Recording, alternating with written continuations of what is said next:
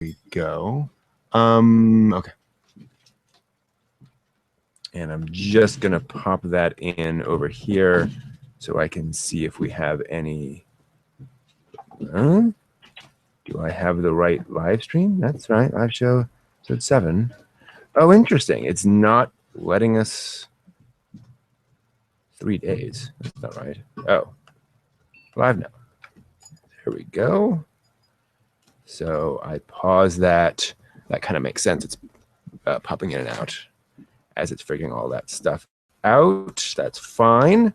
And panels are appearing magically behind me as though it were all planned, as though we all knew what we were doing, because we do, right? As if I knew what I was doing. Of course. We're all... smoke and mirrors. It's all smoke and mirrors, exactly. Okay. Good. I need to tweak. Actually, I need to change the angle.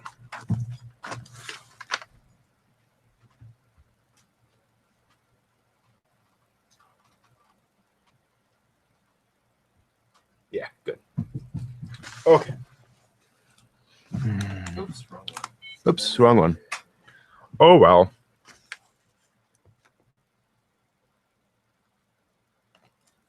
Hello, everyone. Hello, everyone. Cool. Ready to go in about 2 minutes.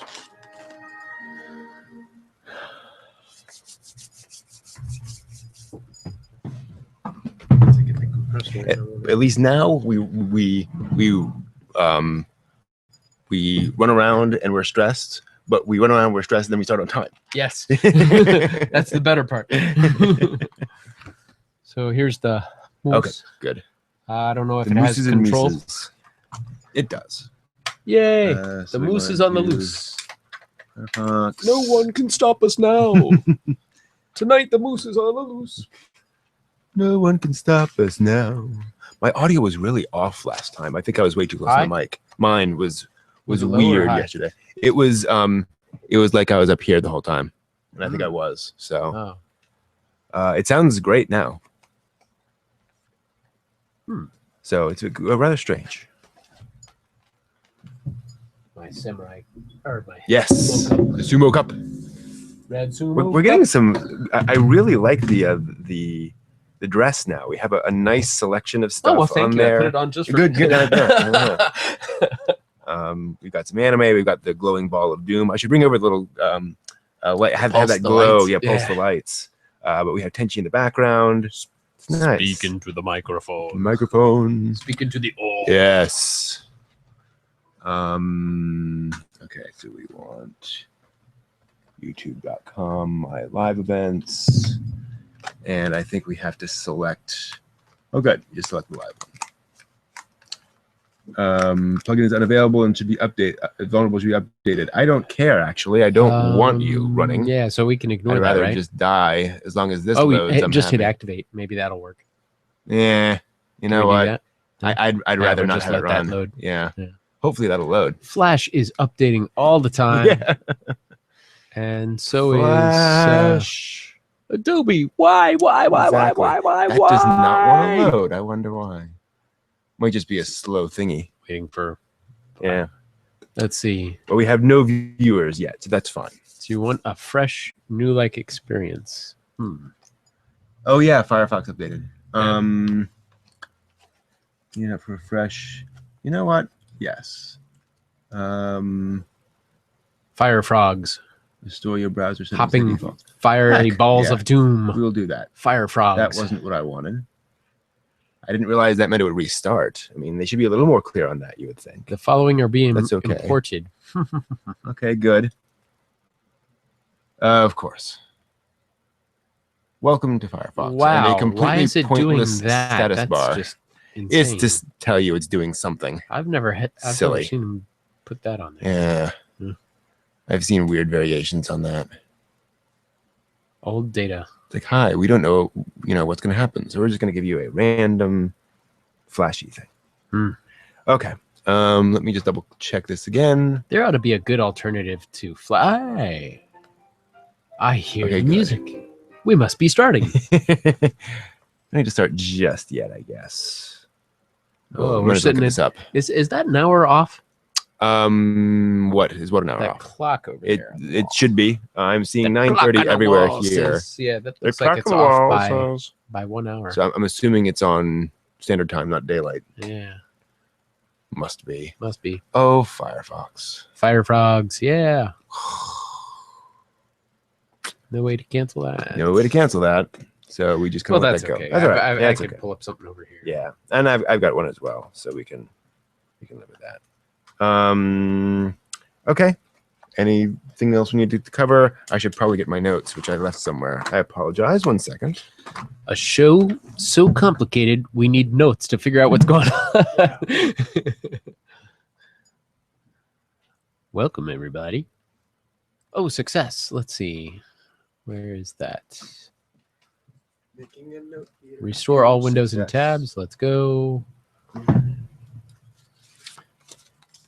So, do you think we should explain that background of Boogiepop Phantom while we're going through? It might be a good idea to remind folks if we have somebody tuning in for the first time, tuning in, cruising into the show for the first time that, hey, if you haven't read the novel, this is all going to be pretty bizarre. Yeah. And since I haven't read the novel, it is very bizarre, and I can attest to it. Yeah. So that might be a good idea to just give them a, hey, there's some background info, and it received more critical review because there was an expectation that you had that background, and maybe once we're done talking about the episode, we'll kind of move into spoiler territory. Yeah. So spoilers. And say, okay, here's what's going on. All right, let's go ahead and get this party started. Yeah. All right, let's go ahead and pause that just so we're not throwing out huge amounts of data. All right. Surprised you don't have any more viewers. Oh, one viewer just popped in. Good. All righty. And starting in 3, 2. That's a familiar sound. You know what that means? It must be time. For smoke And mirrors. And today is a special day because we are moving on to a new anime series. A new anime series. Yes. Something to fill the gap left in my heart by Yamada. Yamada. Exactly. So we're going to be moving on to another series called Boogiepop Phantom. Boogiepop Phantom. Yeah. Now I'm familiar with that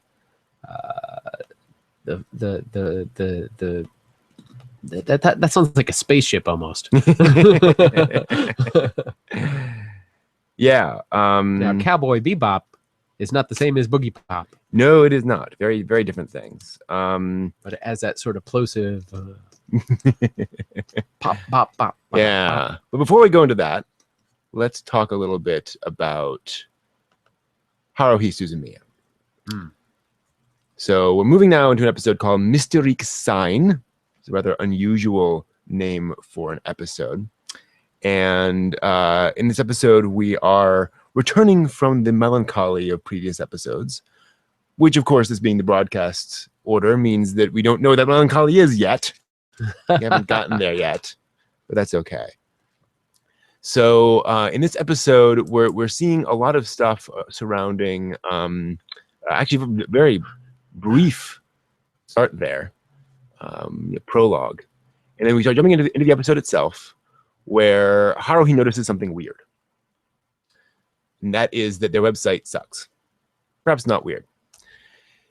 So this is kind of an interesting bridge episode because we have the characters dealing with some dealing with a problem, but one that's not part of the overall larger plot, right? So the characters are there. There's this thing with the website, and the main problem of the episode is, what are we going to do with the website? How do we make the website better? It's funny. We kind of get a hint of the melancholy coming up because it's sort of a blues feel to it. Mhm. Of course, the baton of blue has been passed from The blue baton of from depression. Haruhi I to think he called it. Hyun. Yeah, the blue baton. So he's making that relay metaphor of being handed the stick. Yeah, Okay, I get to have that melancholy. it's a lovely little image. So yeah, so they're kind of doing whatever, The website. and Haruhi decides to update the website with the drunken tapeworm, The drunken as he tapeworm calls logo. it. Don't you see the SOS Brigade? It's right there. I also want to point out something here in terms of the visuals. And if you're listening to this on audio, go to that moment. It's about, let's see here, where is that? It's about 2.5 minutes into the episode. You see Haruhi and Kyon from inside the monitor that they're in. The reflections Yeah. of them are from the. If you were inside the monitor looking out, Yeah. you see them. And you have this wonderful like green tinge on everything, and you see the SOS Brigade. Even more than that, you actually see the scan lines moving up the monitor, which is pretty impressive. Yeah, because that's something added for effect there, because Yeah. it's an anime. Those don't really exist, but it shows you, hey, you know, this is kind of the refresh rate that you'd see if you were Mhm. looking through the different scan versions. Yeah. And as usual, great job on Haruhi's expressions here, her kind of frustration and general annoyance. She's pretty annoyed for much of the episode at the characters around her.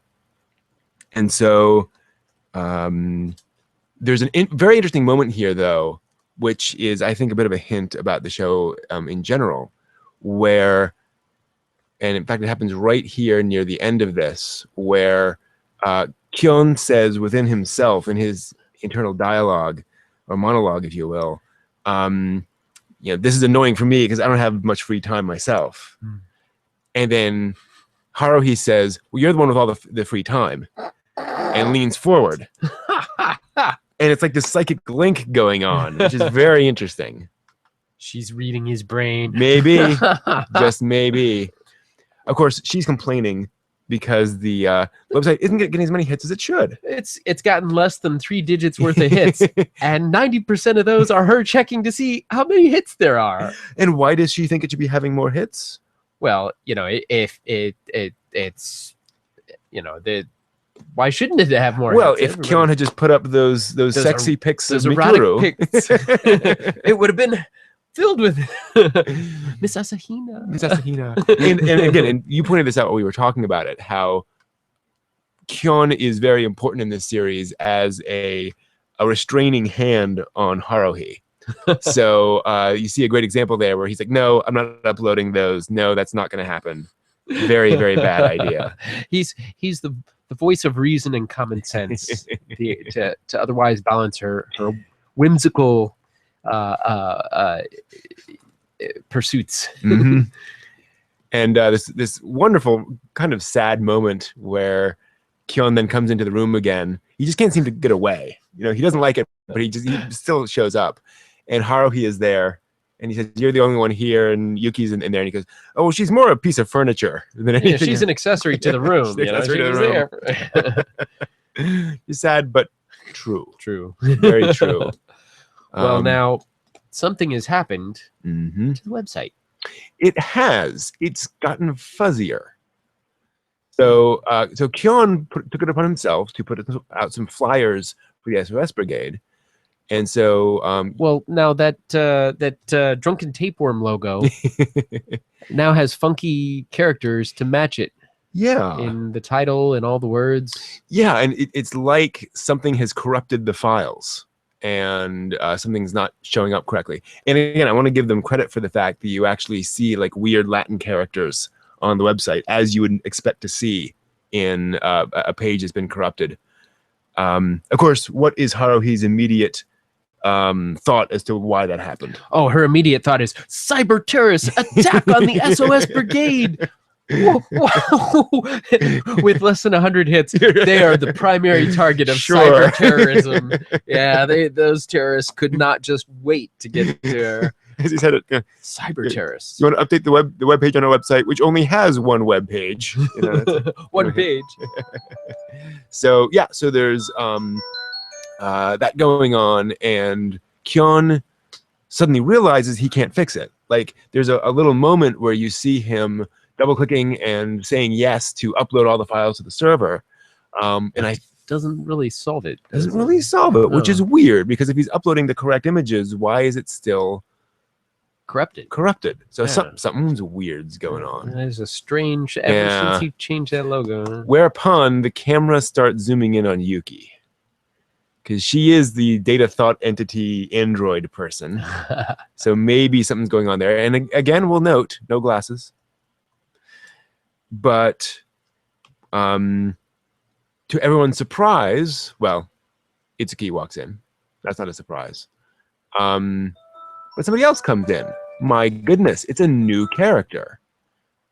Mikuru and a classmate.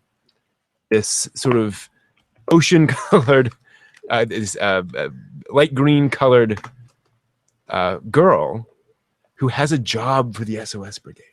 A job? Yeah. What, she read the flyer? Apparently, someone read the flyer.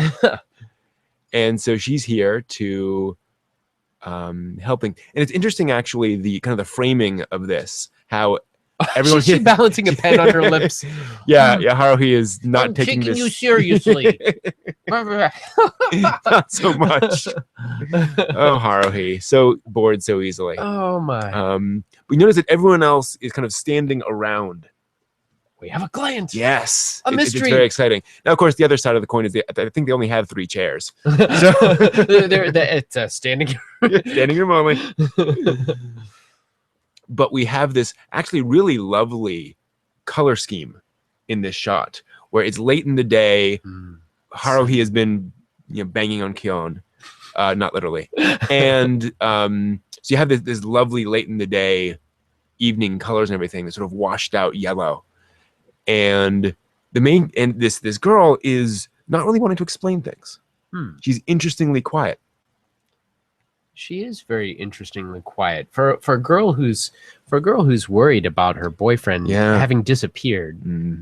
Of course, our first thoughts go, "Why are you coming to these guys and not the police?" Which Kyon asks later, "Why us? Why not a teacher or something?" But Haruhi, being Haruhi, immediately accepts the job, and with this wonderful flashback to what was going on with the old boyfriend, of how Haruhi leans back, and we get this sort of Weekly World News, National Enquirer image shot of the sexual harassment. Well, we find out not only is this girl's boyfriend missing, but he's also familiar and has talked about the SOS Brigade. Yeah.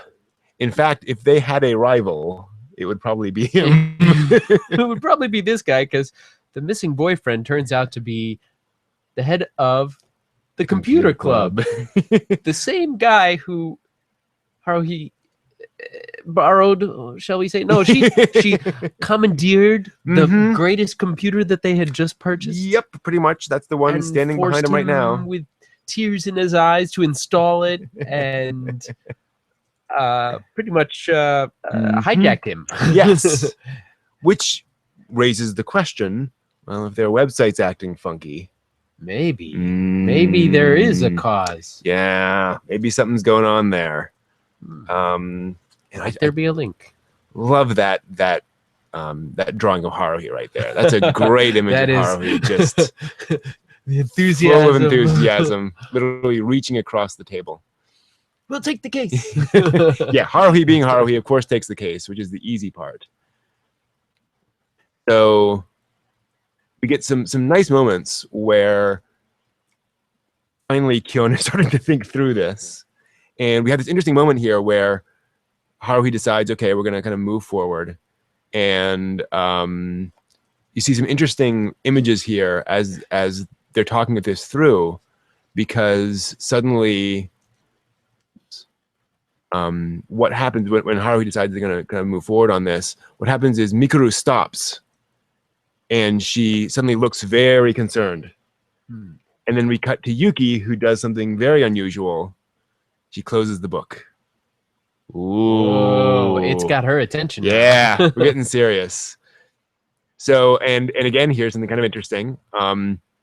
They show up at his house, and one of those things you don't necessarily notice immediately, but Haruhi tries the door, it's locked.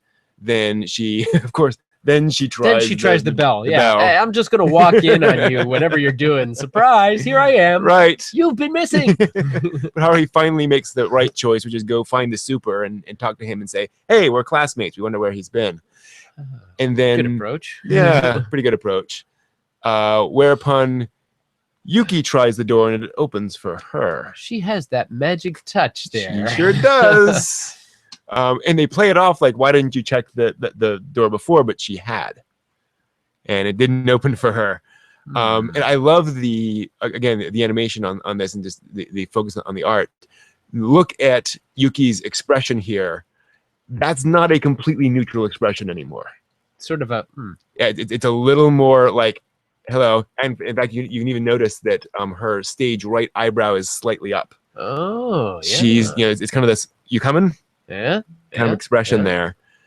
And so they go into the room and she opens the door for everyone.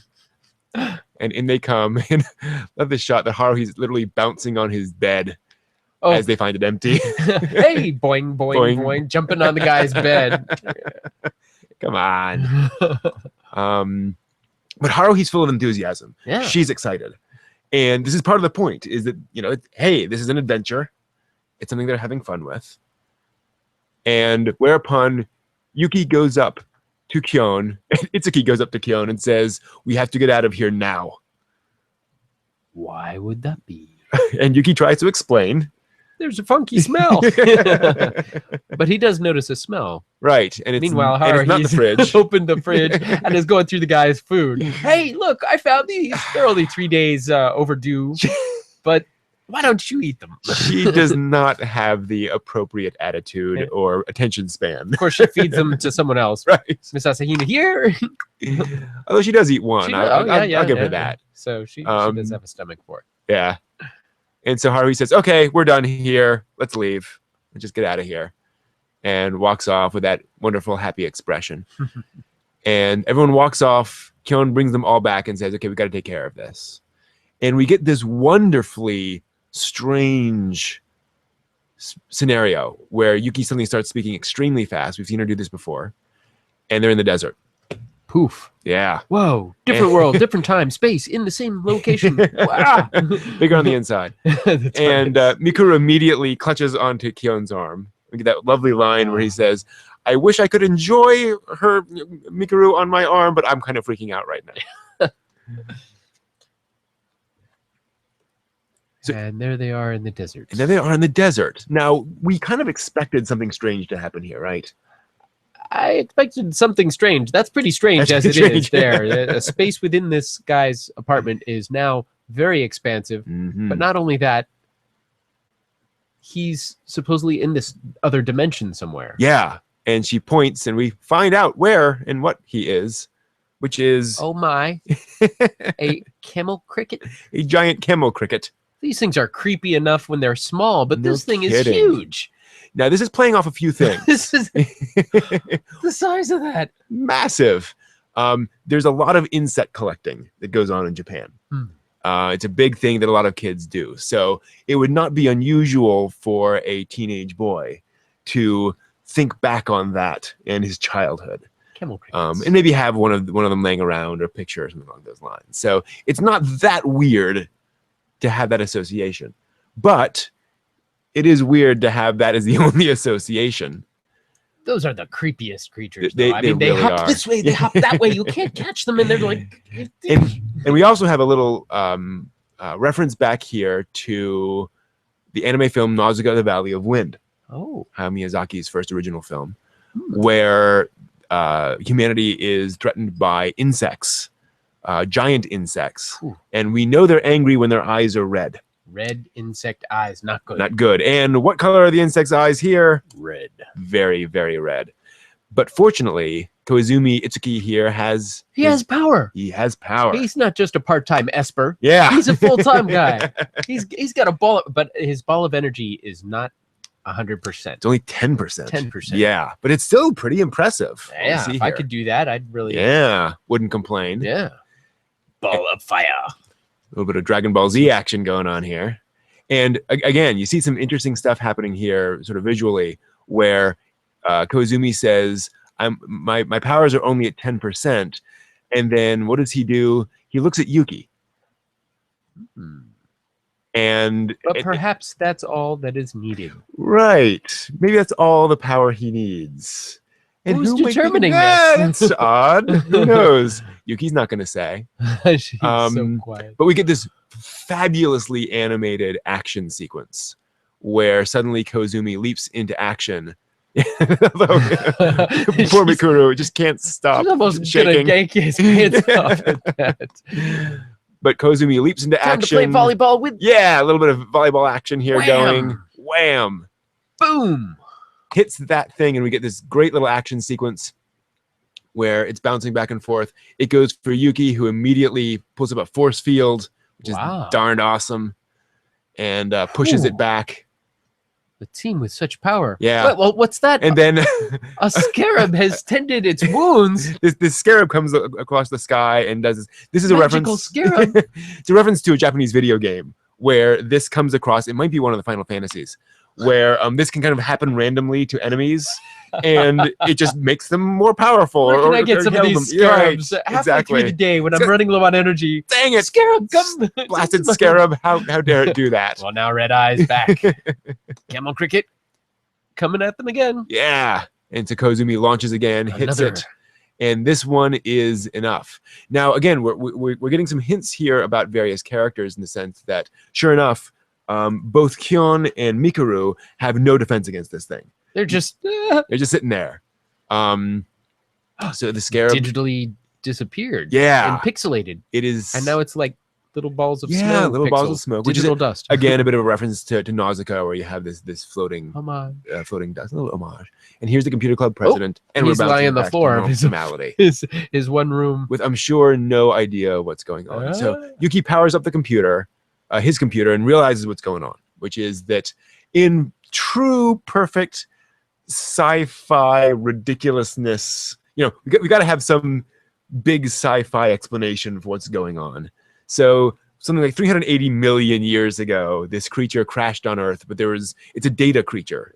So there's no data for it to a digital feed creature. Off of. It's a hungry digital creature. Yeah, but so it hides somewhere. Where? It hid somewhere on Earth, presumably in Japan, and it took until now for there to be data for it to actually live off of. And then an event occurred, which was the uploading that fed it that data that initialized this whole thing. How did it get all this data to feed it? From the logo on their website. The logo on their website, the drunken tapeworm logo. How can that be enough data? It's just a little. Somehow that contains 480 petabytes of information. That's huge. So there's kilobytes, there's megabytes, there's gigabytes, there's terabytes, and there's petabytes. And that's magnitudes of terabytes. So yes, something weird is going on here with that image. Haruhi seems to have done something. How did he upload that to the server? Well, he must have a fast connection. It's like 300K. How could this be? What's going on? And so I love this moment because this is, again, where Haruhi Suzumiya, that as a series, kind of sets itself apart, where Kyon's now seen a lot of weird stuff. That is weird. But this is the point at which he says, okay, now I'm getting scared. Yeah, because these freaky things are not just they're real freaky things. Yeah. And he's starting to grapple with things that are not simply strange, not simply like supernatural, but things that are way bigger than just the you or I. Itself. Yeah. And more importantly, that are unpredictable. The fact that Haruhi can do this with a simple JPEG and suddenly change the course of what's happening with this alien creature, that's a big deal.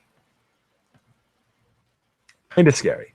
When Nagato Yuki Yeah. explains this, I'm at a blur, and she starts to go blah, blah, blah, blah, blah, blah, or something. There's a great line where he goes, where Kyun goes, "Boy, it's like you took a dictionary and just pulling out words at random."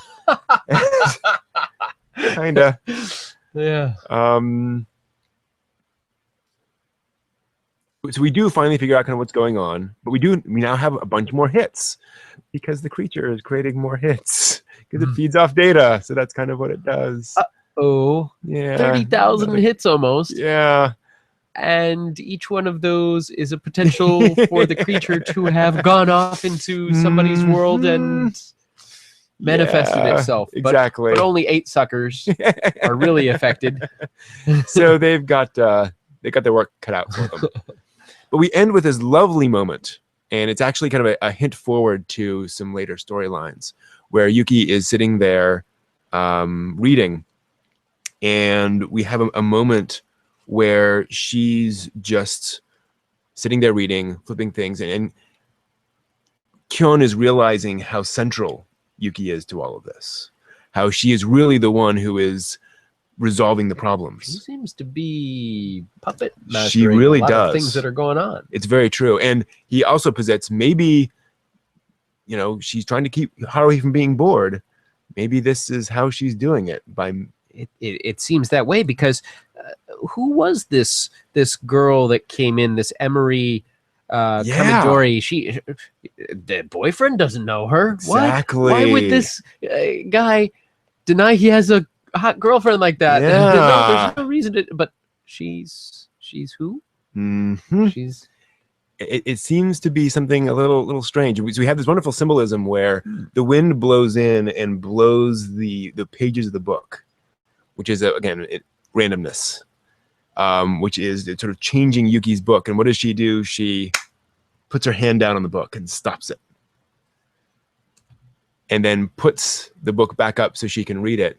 And we have this lovely and lovingly animated sequence of the wind blowing Yuki's hair as she's reading the book. And you wonder just what exactly is her role in all this. Very, very mysterious. Mysterious. Yeah.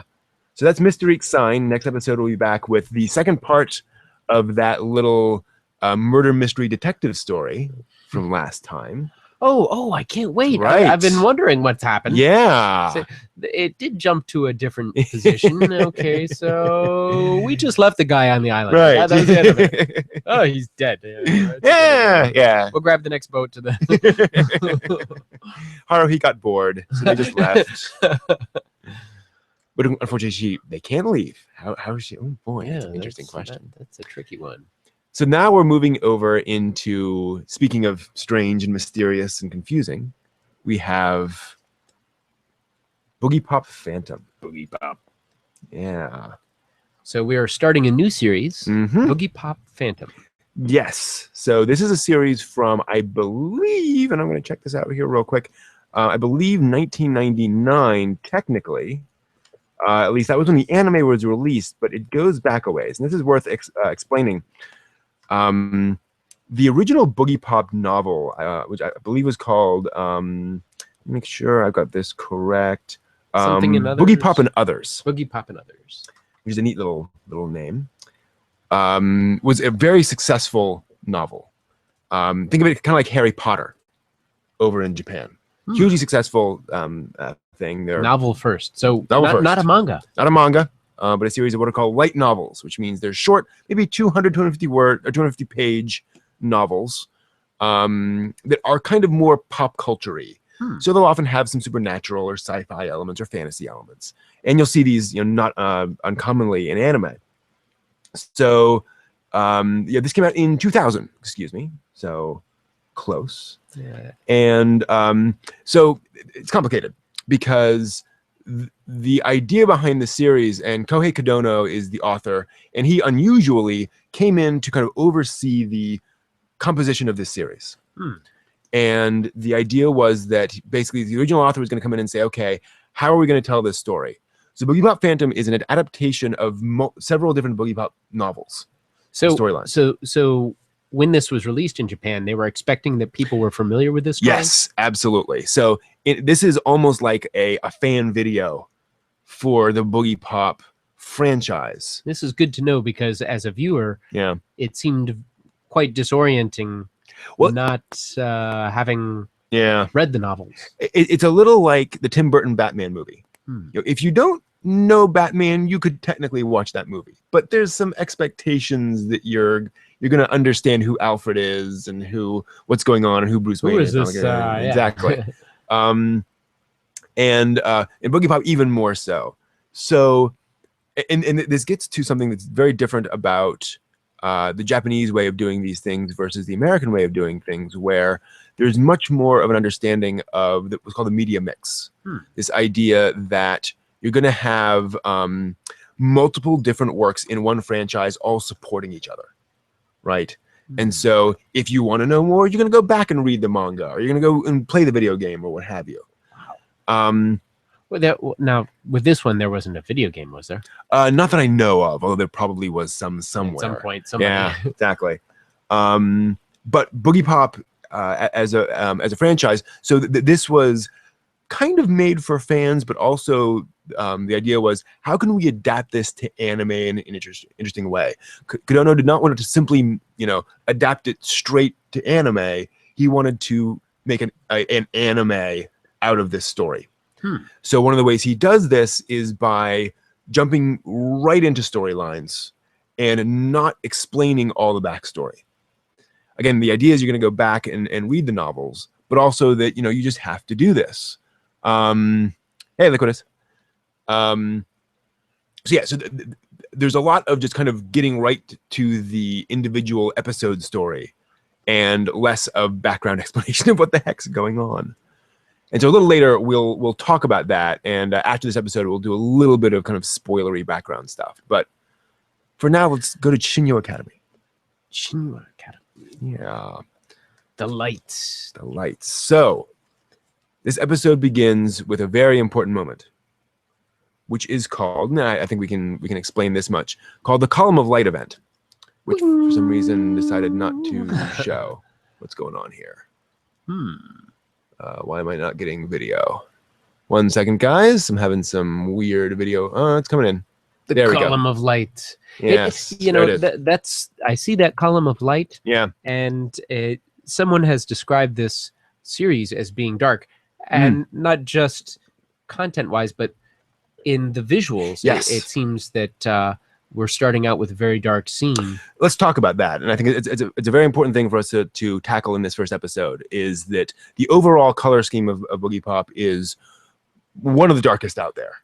And not only dark, it's very sepia toned. Yeah, it's very washed out, and you don't see edges and corners very well. In fact, there are quite a few shots here where it's literally just a circle. A circle, yeah. Everything's fuzzy outside of that circle, but in Yeah. that tight ring, you can see what's going on, and it feels very disorienting. It does. Looking through that. Yeah. So on the one hand, they're very much trying to direct your attention. But also on the other hand, they're trying to, you see it there. The disturbed mind of somebody hyper focusing on. Yeah. And that's further emphasized by the fact that this doesn't have a standard framing for an anime series, in the sense that it's not always focused on characters' faces. In these early shots, you're seeing girls' legs, you're seeing girls in the back of the head. It's very disorienting because you can't just kind of narrow in on a character. Point of view? Where are we? Who are coming these people? from? What are we? What are we looking at? Yeah, it's very strange. And we do finally start to zero in on one character with that fantastic opening line. I got to say, this is one of my favorite opening lines of any anime ever. That was from back when I didn't like myself. Wow. Boy, does that intrigue you. That makes you go, well, okay, I'll bite. Yeah. And so here she is washing her hands. And we see she's a pretty normal looking Japanese schoolgirl. Yeah. Long hair in braids, in this case. Dressed in the school uniform. Dressed in the school uniform. And sophomore, class 2. Moto. So Moto is the main character here. We should also mention, as we've seen later, that this is a series with a lot of characters, and it is beneficial to really grok and to pay attention to characters' names, because they're not necessarily going to show up again. So then we have these various shots of the school grounds, and we see this moment with her and boys. And again, here's kind of your hint that something weird is going on. Or about her personality. She stops in the middle of the hallway. Two guys are coming at her, and she moves to one side, and they walk past. Like she's invisible. Yeah. She's making herself small and Yeah. out of the attention of these people. She's not saying, "Hey, I'm a human. I deserve to have the space that I'm occupying." She's like, fade into the very much so. And so very passive. Yeah. So her friend shows up here, and it takes us a while for us to see that her friend can be recognized by the fact that the friend has this lighter hair, and it's abnormally light. It's almost blonde, and it's cut short, which tells us something about her character. It tells us that she's a little more modern. She's a with the hip, with the trend. Exactly. And she's a little bit more just hip, if you will, as the young people say these days. The trendy thing. as those youngsters. Yeah, pretty much. And so she's trying to get Moto to come out. Let's go be social. Right. Now, of course, Serial Experiments Lane had come out 2 years earlier, and this was the primary motivating storyline of Lane. So this may well have been them trying to sort of hint to viewers that their show is going to be a Lane-like TV show. And I think were some of the folks involved in this also involved on Lane? I'm not familiar with that, to be honest. It could well be. I'm pretty sure none of the major staff were, in terms of like director and such. But it certainly has a lot of sort of call outs to Lane visually and in terms of initial storyline. Again, just to kind of tell people we're doing something kind of like what Lane did. It should be pointed out, Lane was not a huge commercial success, but it was a big artistic success. Fantastic. Without a doubt. And so people within the anime industry and also otaku knew Lane and respected Lane. One of those things. Marvin. Yes. Hey Marvin. Yeah, Boogiepop is a good example. So Marvin in our chat room is pointing out that if you find this online, you're going to need to find a high quality version because it is so dark, intentionally, it's literally dark visually. I found myself wanting to adjust my monitor just so I could see deeper into the dark scenes because the black levels were so squashed. I couldn't really make out detail in them. Now, to be fair, part of that is budgetary.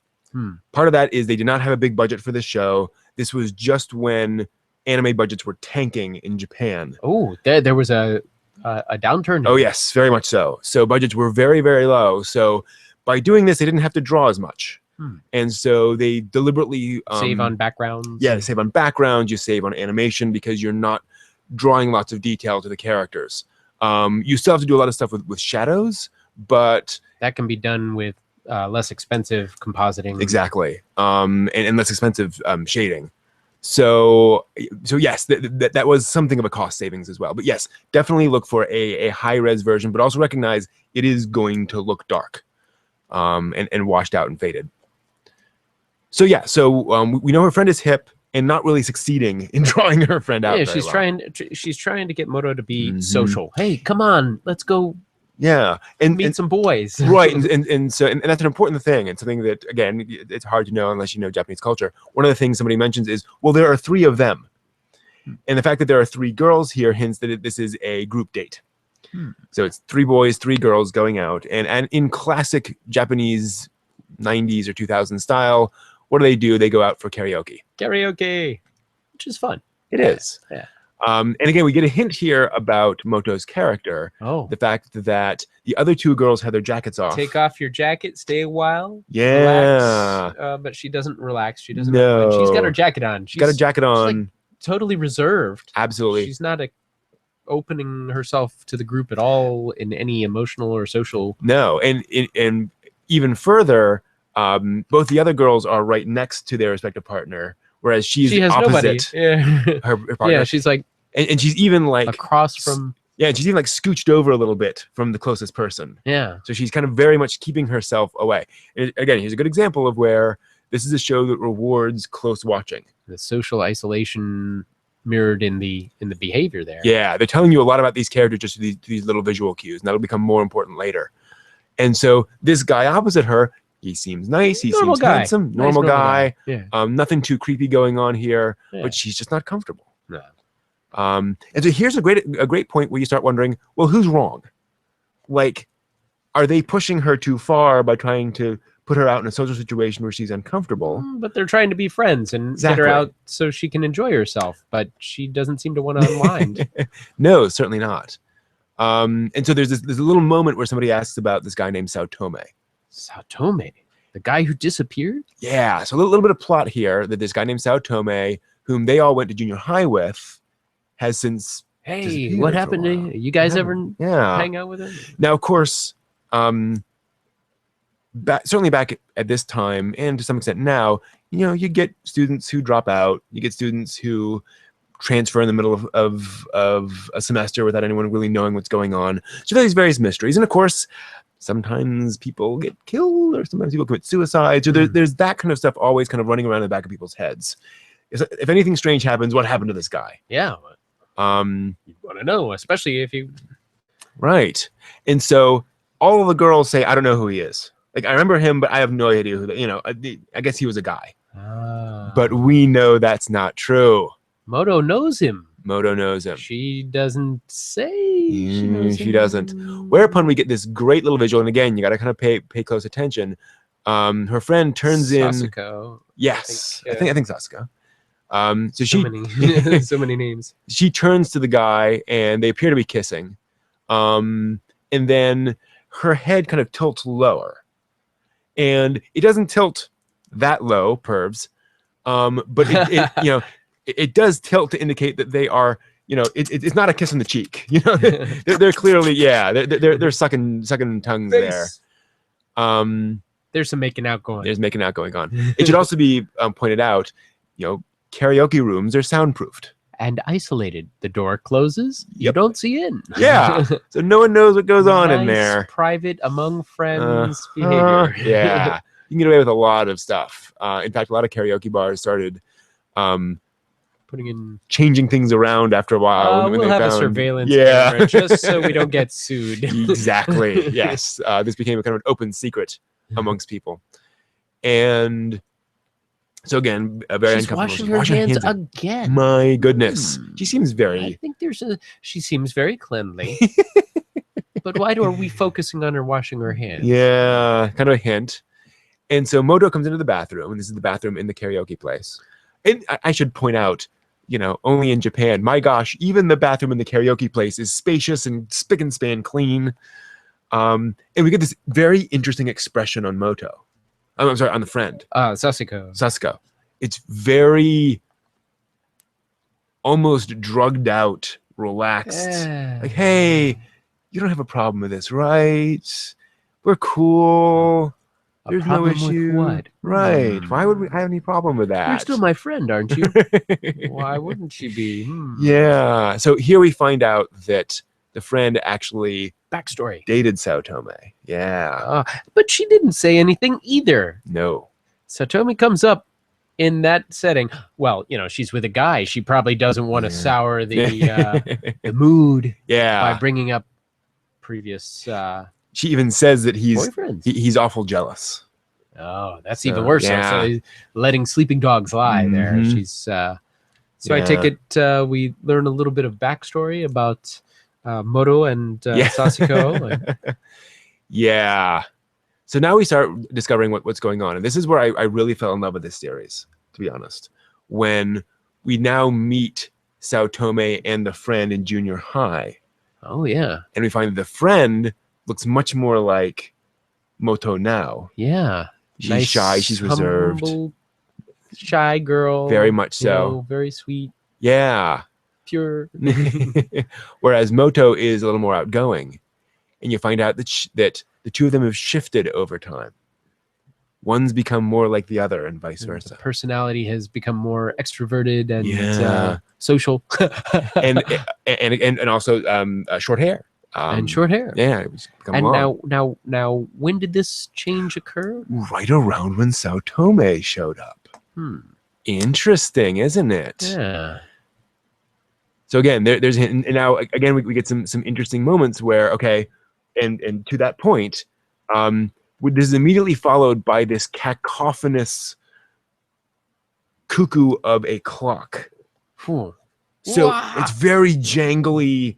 Jarred me out of my seat. Yeah, very disorienting. And we noticed two things about this. One, it's about time. It's about the passage of time. Things are changing. We also see that the clock is set to 2 o'clock. Two. So it's about two people and how they're changing. Lot of symbolism and imagery going on. So now we see that these characters are starting to change and that they're flipping around. And now we get this little surprising moment where the friend whispers that she lost her virginity. Yes. And she's becoming even more free-spirited.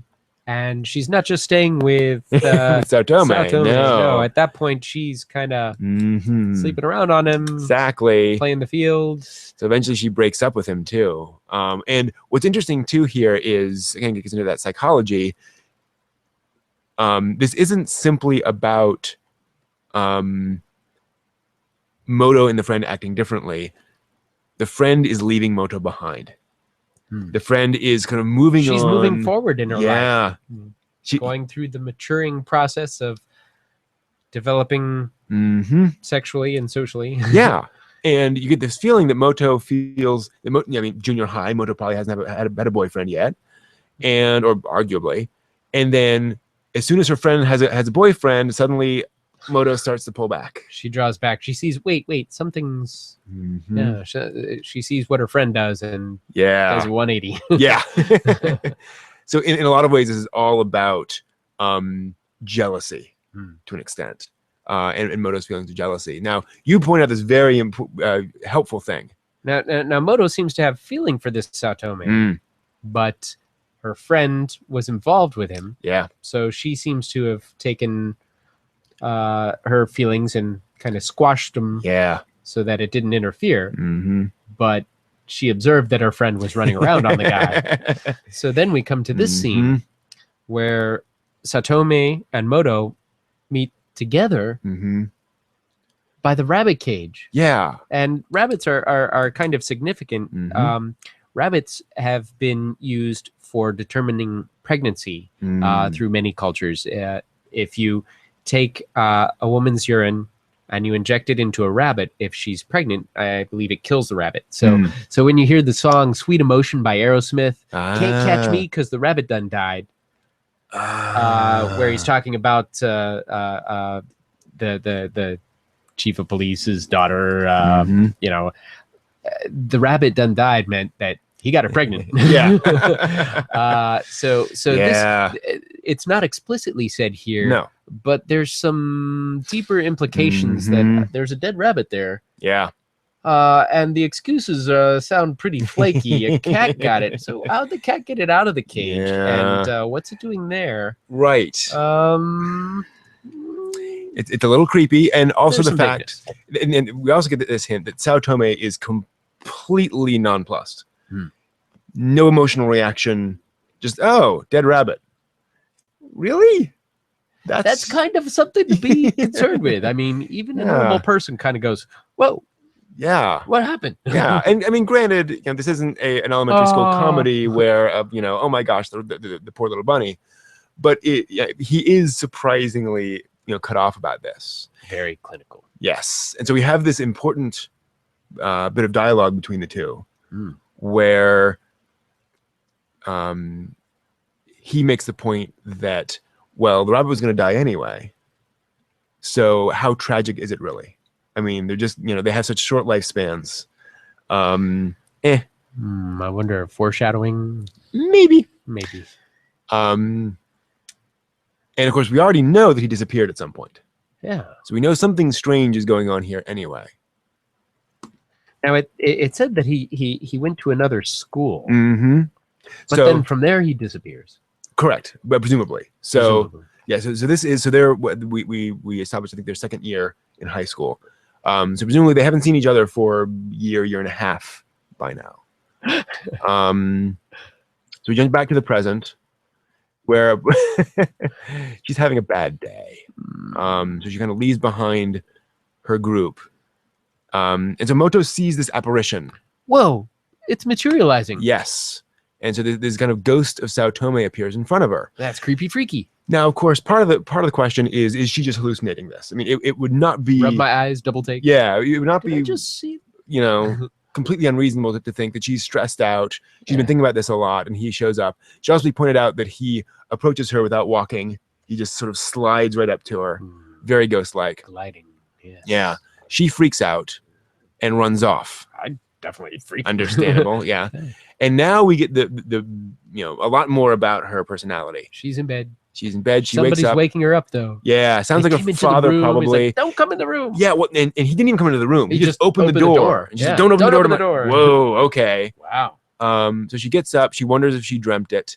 But now immediately here come the wipes. The baby wipes. She's wiping the handle of the door on the outside. Yeah. She's creeped out by the person who touched the doorknob. Yep. And now she's wiping the back of her hand. But not just wiping it. She's wiping it raw. Yeah. I think she might have some obsessive compulsive disorders. So she's continually washing her hand and rubbing and cleaning. Yeah. There might be a little bit of good at all. pathology there. Yeah. Psychological pathology. So now we start getting some references to other characters in the franchise. Oh, who's this girl? Yeah. So we walk along and we see a girl wearing what appears to be only a shirt out there, and she's sort of stretching a hand out without saying anything to emptiness, which is again kind of a hint that what she's doing. Is she out there? Doesn't appear to be. But again, if you knew the series, you'd see like, oh, her, that's awesome. So now we get this moment, and again, here's where the show gets kind of significant. In terms of its production values. We mentioned while we were watching it that the volume levels are very different. Yeah, I noticed that the sound is natural sounds and music are mixed a lot louder than dialogue. Yeah. You have to listen really close for the dialogue, and then when the sound effects come up, it blows you away. Whoa! Yeah. And the intensity. And that's very intentional. That was part of the original mix. Another thing that's interesting here is that there is no audio processing on internal monologue thoughts. So normally you get that a bit of an echo. Right. Yeah. And here's where that gets significant, because Moto and her friend are talking back and forth, and the friend says something, I don't have the exact line, but it's something along the lines of basically, maybe I kind of screwed up. Or maybe there's something more going on there, and you see from the back of their heads, and you hear Moto say, "Yeah, you did," and you don't know if she said that out loud. Is it a thought? Is it a vocalized thought? Yeah, and then there's silence. Nothing happens. Maybe the silence was. Yeah, and then the friend runs off. And so you don't know. Yeah, so there's that moment there. And unfortunately, it's one of those things where there we go. So yeah, you hear the line, they're kind of standing there, and then you don't know what the reaction is, and the friend just runs off. I don't know, but that's there to make you wonder what's going on. And again, here we see. She goes with more tissues. Yeah. Opening the school door. Now she's literally germophobic. Using tissues to open and close doors. Wow. That's pretty bad. So she comes in and she gets. I love this. Now she's at the nurse's office. She's at the nurse's office. But there's no nurse right now. No, not at the moment. There's this guy. There's this creepy guy who immediately comes up to her. He's larger than her and puts out a hand and says, "There's a spider on your heart." Sorry, it's just that there's a spider attached to your heart. How creepy is that? What are you talking about? Yeah. Don't mind. I'll go if I grope you. Yeah, and so they even break some vials here, which spins across. Now, take a note of that vial for later. But knocked over the medicine cabinet. Yeah, something going on there. Something's going on there, and he explains that he has this. he's been able to do this thing recently where he can see this spider on people's hearts, and he can eat it for you, and it will cause you to not feel pain anymore. Wow. And he says, you know, he basically says, I'm not trying to be creepy. I just have this ability. Don't worry about it. And he gives the best or worst pickup line ever. So if you ever want me to grope you, find me. Find me. Yeah. And walks off. And she doesn't address that part. She addresses that. Well, yeah, I do have sort of bottled up, repressed feelings and emotions, and something she's been bottling up inside. So she kind of goes to where he was addressing. Yeah.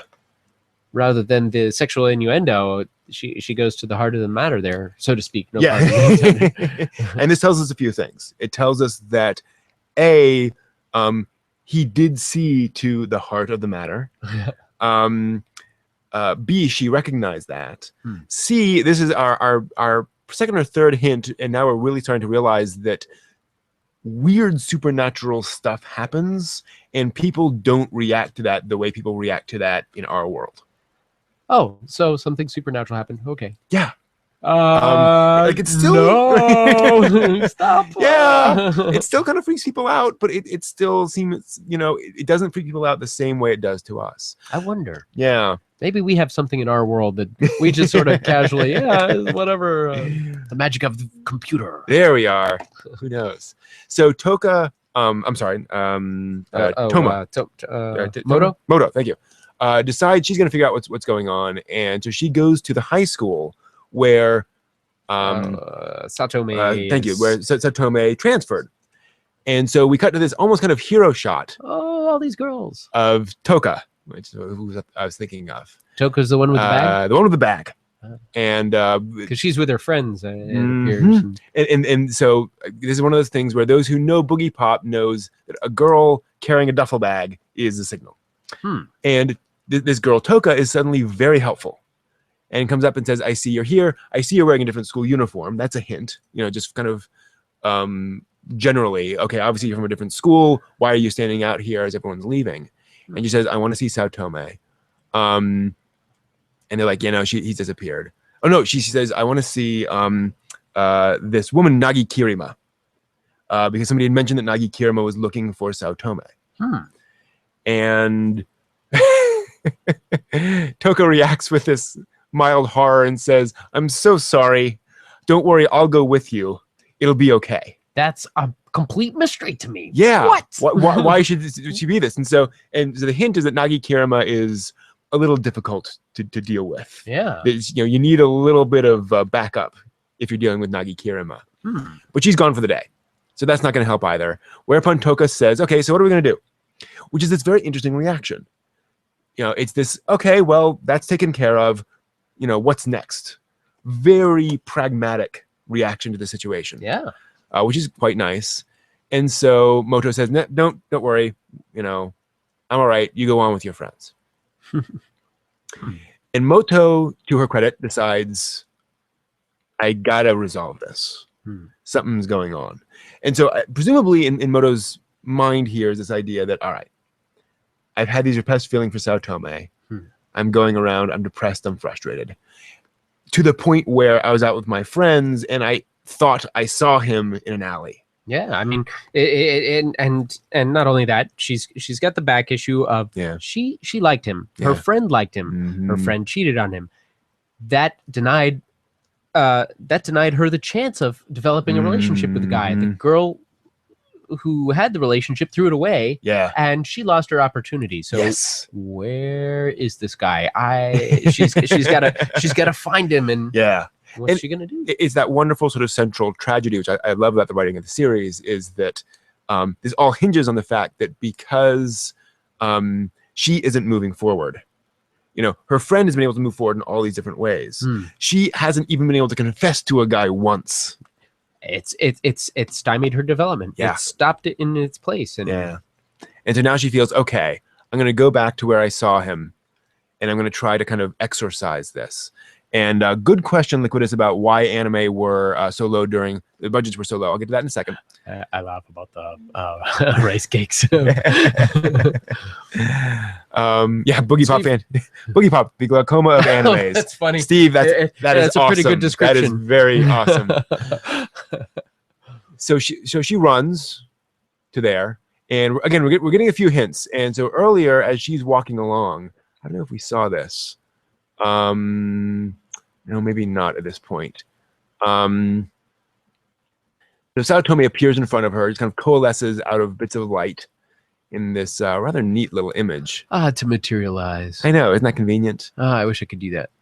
And yes, so again, here's our kind of hint. There's Toka from earlier with her bag, with her duffel bag, and she's walking along, and she even bumps into a guy, an older person, and doesn't apologize. I'm on a mission. Yeah, there's something I'm not going to even acknowledge that I bumped you. I'm going to just keep going. Do that in Japan when you're a youth and you bumped into an older person. There's some politeness and formality there. Right.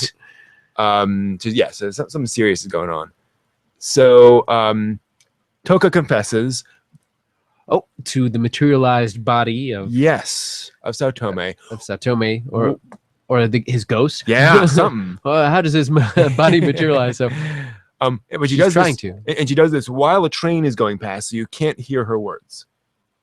Yeah, which is very interesting. Now, I should point out, if you listen closely, you can hear she says words. Yes. So they dubbed it. There are lines there, but they deliberately made it again in both versions so that you can't make out those words. It's like the whistles on the waterfront. Yeah, I can't hear it. And you get this devastating line where he then responds with this line, which they actually used a lot in the commercials. He says, "Who are you?"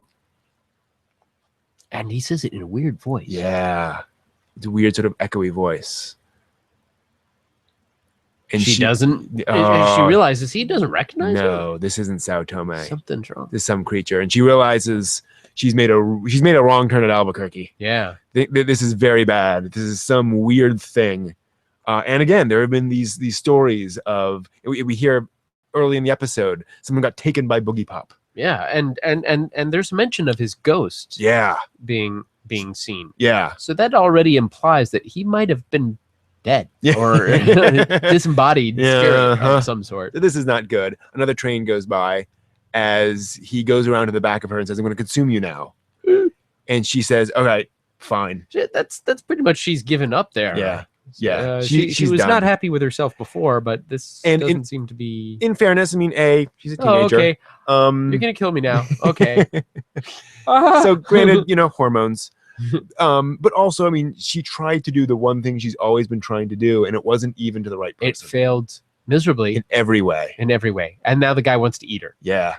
Wants to consume her. I'd be in pretty deep despair at that point. Or the creature or whatever it is. Whereupon this happens, which we've all seen that hentai. That's creepy. But fortunately, he is stopped by this thing. Boom! His head just exploded. His head exploded with this line, and I love the animation as he kind of writhes on this line, and his limbs go everywhere in this very alien way. A line with a weight has gone through his head, and he's vaporized as he undulates on the line. And the line comes back with this sort of strange spirituality, and we see this character with this weird outfit, very weird outfit, funny looking hat, who explains very simply and very clearly that's not Saotome, that was his ghost.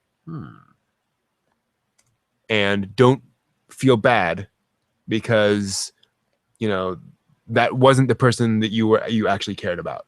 Saotome is dead.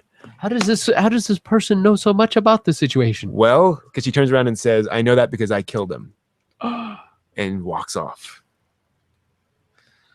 The mystery just continues.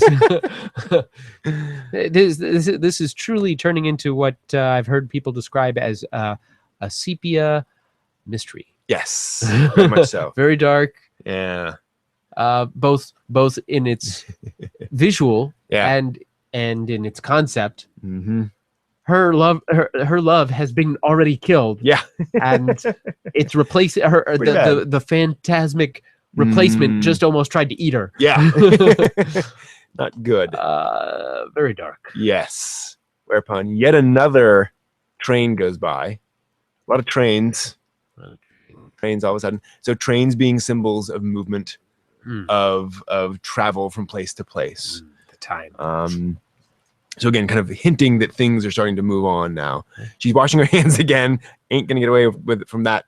A normal day of self-loathing. Exactly. She washes her hands. But her friend comes up, says, "Hey, you want to go out? I'll be waiting for you at the front gate." And there's this moment where the lights flicker, which is kind of interesting, which reflects back on the beginning of the episode. There was that giant light. Yeah, the big column of light when all the power went out and came back on. Something weird with the electricity there. Very much so. But it looks like a normal day. It's not like I see lightning, thunderstorms, or anything. There's a little power surge, and it ends with this very interesting line, because she said, "I'm back to normal, and I'm alive somehow." And the final line is maybe. Yeah. That's a great line, because what is going on here? You know? Yeah. What is this whole? This is definitely one of these animes that feels like a trip to the Twilight Zone, the Outer Limits, and like Tales from the Crypt, all wrapped up into one. I also just want to say this is what I love about Right Stuff. This is a Right Stuff release. Right Stuff famously, they are a bunch of anime fans. They sell anime, and they have occasionally at times said, "No, this needs to be licensed. We're going to license this and release it in the U.S. We're just going to do it now." And so this is one of the few where they did that. And during the credits, they say, there's a moment where they say, "Comments, questions. We love hearing from our customers, even if you just rented this tape or DVD. Don't forget, $4 gets you one of our famous anime catalogs in the US. Email us at info@rightstuff.com or send a surface mail at, or visit us online at." It is, I just think feedback. It's so awesome that they kind of connect with their fans as closely as possible. That is cool. You know, it's funny you mentioned that, because I slowed it down to read it when I saw it. I said, wait a second, they just spoke to the people watching it. That's pretty cool. Wow. Yeah. I like that. Yeah. I've gotten their catalog in the past. Oh, it's a great catalog. So Boogiepop Phantom is one of those shows that is very deliberately mysterious. You need to come into it expecting strangeness. Now, so many characters, it's a little bit tricky, because they don't always say their names very frequently, like some other characters. But and that's another good point, is that this is a very episodic series. There's a larger overall plot line, but you're not going to see her again. You're going to see Moto again. So you're going to see these various stories sort of woven out, and you'll see other characters over and over again. So just be aware of that as you go in. So Liquidus asked about budgets during Boogiepop's time. So this thing happened called the collapse of the Japanese bubble economy. Japanese economy was going up really, really, really fast and high in the 80s. Did really, really well. And then around the very end of the 80s and the beginning of the 90s, the bottom fell out. And in fact, I will very quickly pull up while we prepare for Horizons and talk to you about that and show you a little image. If I can find it here. I may not have it. Yes, I do. Is that Talthane? Talthane says the commentary track on this is great. Yes. So I got to listen to that. And thank you for reminding me about that, Talthane. So the anime crew, i.e. the director and some of the staff, actually recorded commentary for every single episode of the show. That's a lot of work. Usually it's maybe 1 or 2 episodes. Yeah. Every single episode. And part of the reason is because this is so complicated, because there's so much backstory. So they explain a lot of that, and they explain a lot of the imagery. So here's a quick, if you can see that on the screen, here's the Japanese real estate market and stock market from 1980 to 2005. And you see right there around 1990 to 91, it got really high, and then it got a little lower. bit hard to see on the hard to see. So point being that the market big rose, peak, big drop, right? The bubble, so the bubble burst. Now, as we all know, it takes a little while for that to be felt in the regular economy. Also, anime had the advantage in 1988 of this little thing called Akira. That sounds like a film I've seen. Some of you may have seen Akira. Akira was hugely successful and pumped a lot of money into the anime industry. So there was the industry was flush with money for several years after that. So it wasn't until the late 90s and very early 2000s when that caught up to the anime industry, and suddenly there just wasn't much money. This also corresponded with the rise of broad availability of fan subs to the American market, and the bottom kind of fell out of the American market as well. Oh wow, it's like a perfect storm of disaster for anybody who's in the industry at that point. And the American market had been spinning up to kind of take over some of that money influx. They were sending some money over to Japan, and so that dried up just as the Japanese money dried up, and there was no money coming in anywhere. Whew. It was tough. Plus, the video game market was starting to really spin up, and so a lot of folks were jumping ship to video games. Move over to greener pastures. Yeah, exactly. So it was a dark time in terms of anime budgets. And if you've seen anime from the early 2000s, there's a clear difference between the anime of that period, anime of the 90s, and anime of today. Just the budgets are just clearly much lower back then, and so you did what you could.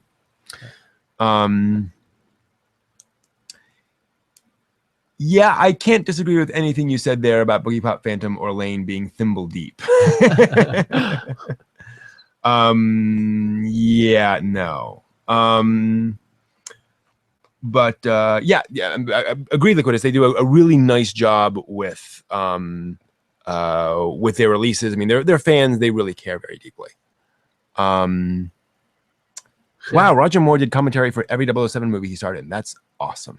Oh, that's awesome. Liquid Snake mentioned the bug catching and Pokemon, the similarity there. Oh, interesting. Yeah. Cool. All right, so let us move over to the news. Let's see here. The news. Do you have the stuff? They are over here. As Paul Harvey used to say, stand by for news. Of course, I'm not Paul Harvey. Okay. Doing its thing. Oh, why is that? Let's see. And now, apparently that got powered off. Around the world, down the corner, up the street, It's gonna take a little while. and in your neck of the neighborhood, we are bringing you. So you might want to pull up the news from there. Okay. Go to drive.google.com.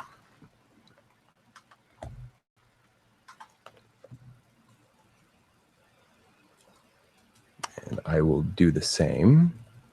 So 1 second, guys, while we switch over to Horizons. Please stand by, Yes. as they say on Outer Limits. Please stand by.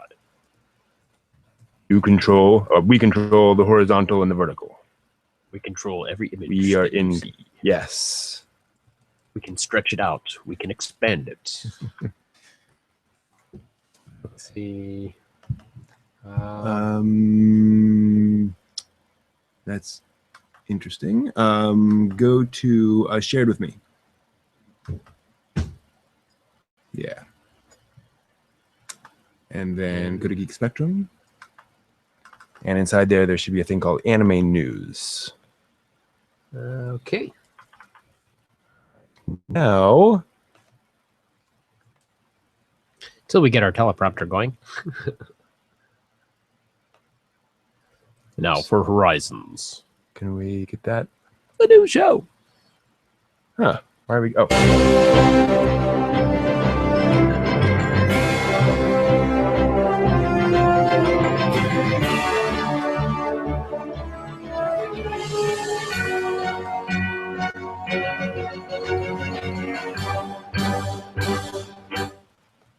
There we go. Close enough.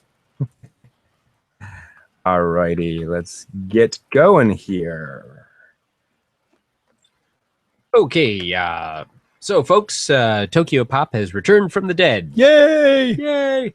During Tokyo Pop's panel at Anime Expo, a representative said that the company plans to license manga in 2016. Nice. They're also looking into art books, collector's editions, light novels, and even film and TV production. Wow. Tokyopop owns about 20 properties that they could license for film or TV adaptations.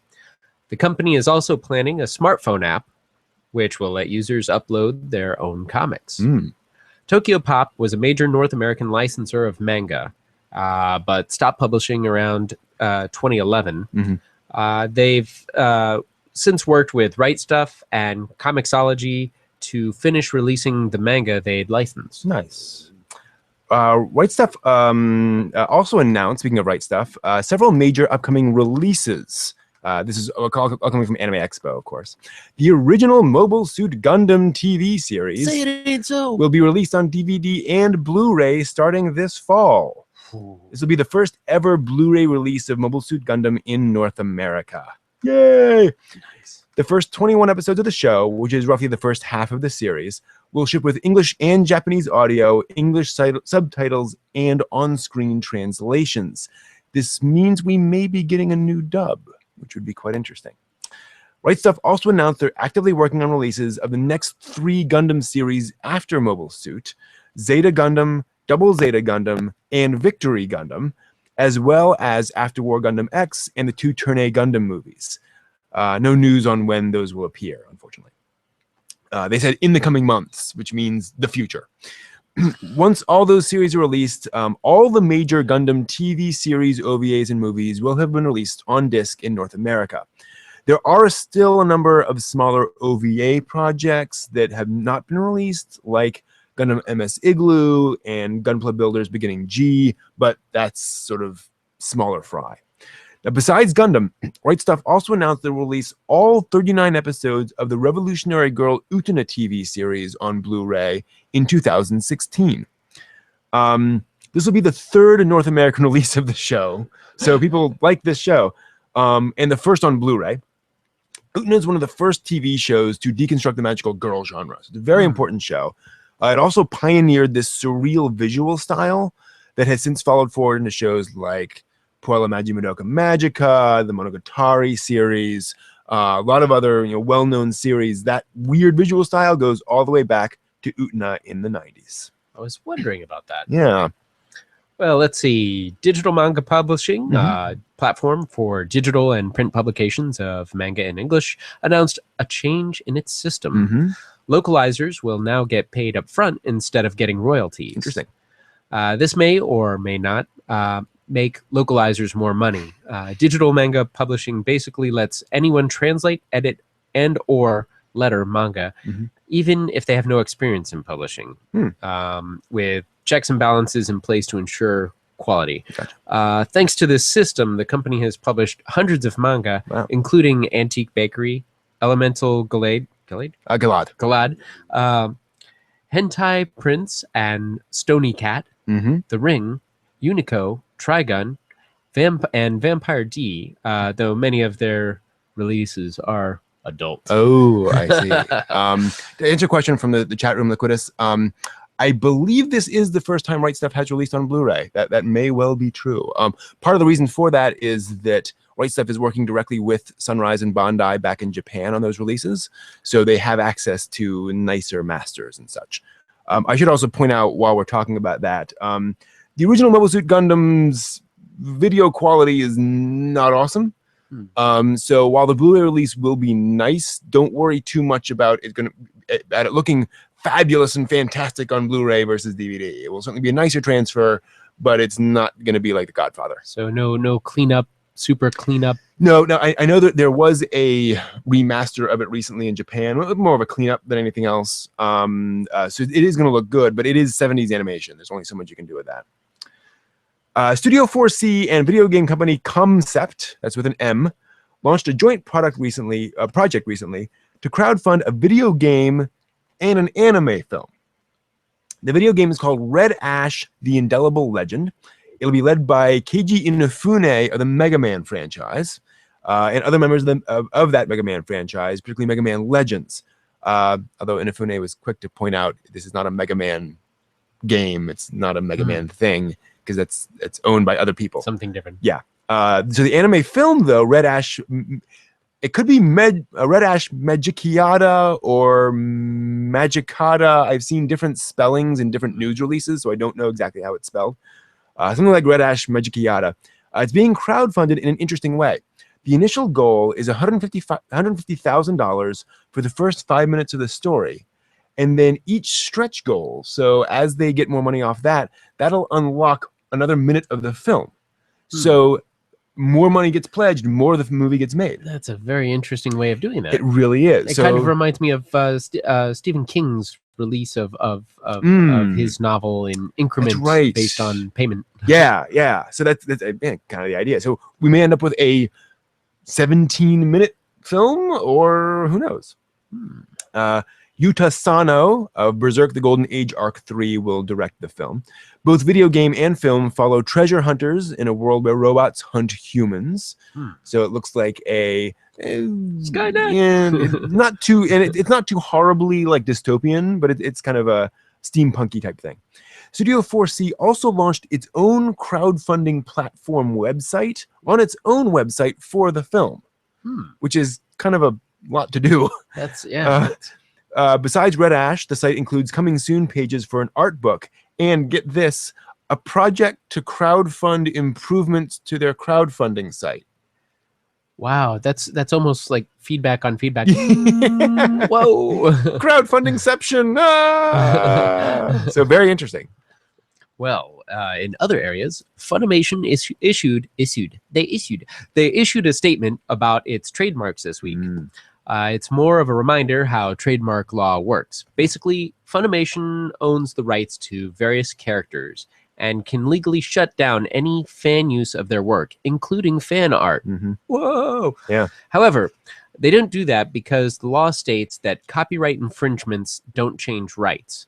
No matter how many people make fan art of Sailor Moon, rights to those characters remain unchanged. However, U.S. courts have ruled that if a company knows that its trademarks are being used, and the company doesn't actively try to combat that, then the company can lose its trademark. So if I reuse the Funimation logo and Funimation finds out but lets it go, then that trademark can eventually be ruled as public mark. Yeah. So basically, if something's trademarked to Funimation, don't reuse it, don't slap it on your own products, don't make a parody of it, directly. Unless you get away with it. No, don't. It's a bad idea. Because lawyers are expensive and it's not fun. Yeah, no. And again, this is Funimation just basically saying, here's a review of how all this works. We don't want to jump on anyone, but if you use a trademark specifically, that's a different thing, and they have to be more careful about that. Meanwhile, a popular 1990s franchise is coming back. My jaw dropped when I saw this. AIC announced they've acquired the rights to the Saber Marionette franchise. Yeah! And will be launching a new reanime project for that. No news yet on what exact form that'll take.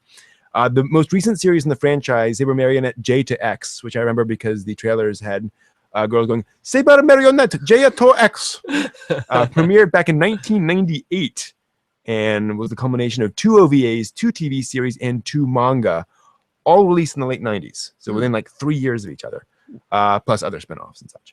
It's set in a universe without women, only female-like androids that have like no personality. But the protagonist stumbles on a couple of androids with emotion chips. Ooh. So suddenly he has a bunch of emotionful girls around him. I wonder when the chips are down. Oh. All right, so let us move on to coming up in convention world. Exactly, the conventions of the of this weekend, basically. Conventions this starting weekend. Off with Comic-Con International, San Diego Comic-Con, July 9th through 12th at the San Diego Convention Center in San Diego, California. I don't think we need to tell you anything about that. That pretty much stands on its own. Pretty there. Big one. What about the next one? Connecticon is at the Connecticut Convention Center / the Hartford Marriott downtown and the Hilton Hartford. So 3 hotels all coming together for this in Hartford, Connecticut. It's been running since 2003, so over 10 years. They expect 12,000 people. Who's going to be there? Wow. Chris Bevins, voice actor, director, and line producer at Funimation. Matt McElroy of Drive Through Comics, and Nichelle Nichols and George Takei, which is so bit of Star Trek stuff there going, as well as others. Yes, with George Takei. Oh my! Well, check out this one, Anime Blues Con. It's a neat name. July 10th through 12th in Memphis Cook Convention Center in Memphis, Tennessee. Cool. It's in its 5th year. Its guests will include Gary Chalk, Vic Magnolia. Magnolia. Full Metal Alchemist is going to be there. Brina Palencia. Oh, she's so sweet. And check it out. Nice. If you're in Wichita, Kansas, Anime Festival Wichita will be held this weekend, the 10th through the 12th, at the Hyatt Regency Wichita. It's been going since 2005, so about 10 years old now. Good for you. Wow. Ikatsukan. That's going to be this same July 10th through 12th at Grand Wayne Convention Center in Fort Wayne. Is that Indiana? I think so, yep.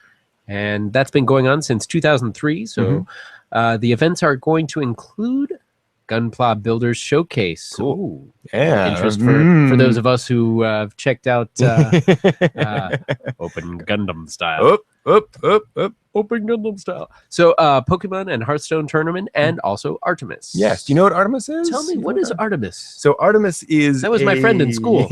She was sweet. Artemis is the Star Trek bridge combat simulator. So you set up a bunch of laptops, and one is engineering, one is weapons, one is navigation, one's the captain, and each one has specific things coming in. There's one big screen which shows, the ship and all the other things around. The command and control center. Yeah, and it's just far enough away from Star Trek's trademarks and stuff that you can kind of get away with doing the same kind of stuff. So there's still. So can you have Klingons on the starboard bow? Sadly, no. But you can have Sirons, whatever on the starboard bow. Klingoffs. Yes, and it's a lot of fun. It's designed for I think 15 to 20 minute conflicts, and you just kind of go out there and shoot things down. That sounds like fun. It's a lot of fun. If you're in Buffalo, New York this weekend, check out RyuCon at the Buffalo Niagara Convention Center. It's in its 4th year. Guests include Tiffany Grant, voice actor and writer, and Kirk Thornton, voice actor. Knoxville Anime Day. It's an interesting one. July 10th. No, July 11th in Holiday Inn, Knoxville West at Cedar Bluff. Bluff. I'm not bluffing. It will be there at Knoxville, Tennessee. The dealer's room focused event with 3,000 square feet of dealers, though it also includes a few fan panels, video game room, a costume contest, and it's only $5 to get in. Who could beat that? Exactly. $5. What a brilliant setup. So this is a really interesting thing I found out this week. So they do this anime day at different cities, like I think one a month. And so they kind of go around from city to city. It's one day. And it's focused on a dealer's room. They just bring in folks. They set up a big dealer's room, and they say, okay, there's going to be a room with fan panels and a room with video games and so forth. But the whole idea here is it's one day you can come in, you can buy your anime and get out. And at $5, that's awesome. Exactly. I mean, if it comes to my town, then I don't have to go to the con. This is a brilliant idea because so many people may not be close to a con, but if they come to town, sure, and it's only $5. Totally. I want to make sure I'm not working that day. Great idea. For our international fans, check out MondoCon, July 11th, Saturday, at the Hung Expo in Budapest, Hungary. Sadly, their site is not in English, even translated, they aren't really listing guests and events in much detail. So I don't know much about what's going on there. But if you're in Hungary, check out MondoCon. My Viking blood loves the name of this next con. It's called Valhalla Con. Yes. Surprisingly, it's not Norway. It's actually in Columbia, South Carolina, and that's going to be July 11th through 12th at the Columbia Metropolitan Convention Center. Okay. It's the 3rd year, and it's only $20 to get in. Not bad at all. I can live with that. All right, what's going on in the world of Kickstarters? Update on the Essential Otaku Guide to Tokyo. This Kickstarter fund will fund a digital physical guidebook to otaku sites in Tokyo, which if you ever get a chance to go is fantastic, and having a guidebook is essential because Tokyo is like a circuit board for something that you've never seen before. It's just amazing and having someone to help you make the most of your time there would be well worth it. Yeah. They've raised $1,200 out of the $4,000 that they need with 15 days to go. So check that out on Kickstarter. Yeah, that makes it a little more iffy as to whether they're fun or not. So they definitely need your money. My own Otaku Brain Trust anime convention Kickstarter is sadly stalled at $315 of the $5,300 needed to fund my intellectually focused anime convention in Virginia for February of next year. We have 8 days to go. So if you want a panel-focused convention filled with smart people, head over to Kickstarter and look for Otaku Brain Trusts. Let's see. Fred Fennell. We've been talking about him a lot. Yes. The Australian guy still has no backers for his $78, and that's the whole Kickstarter, $78 US, to fund his anime watching binge. He's never watched anime before, and this fund will go to energy drinks so that he can watch 10 anime series nonstop over a 48-hour period.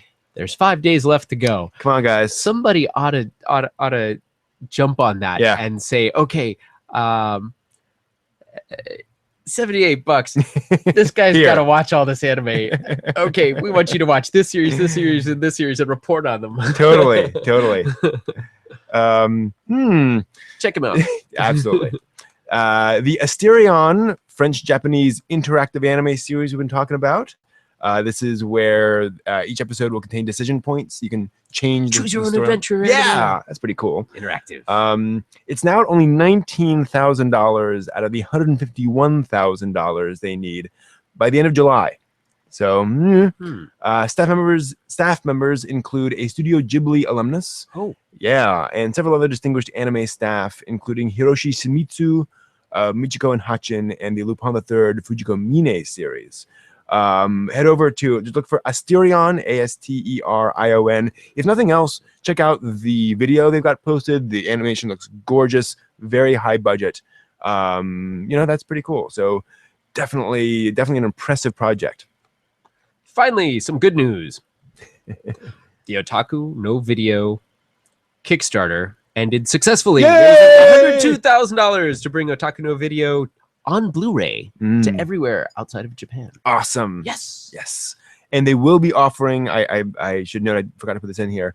They will be offering that even to folks who didn't back the Kickstarter. Thank you. Yes. So it will be out there. It'll probably be more expensive than the Kickstarter, though. In the chat room, Liquidus pointed out earlier news story.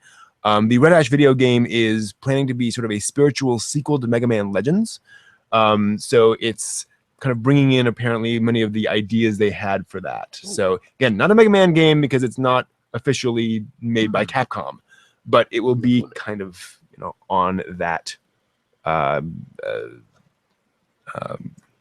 in there, if you will. It does sound like a think tank a little bit. That's because it's oriented on more of an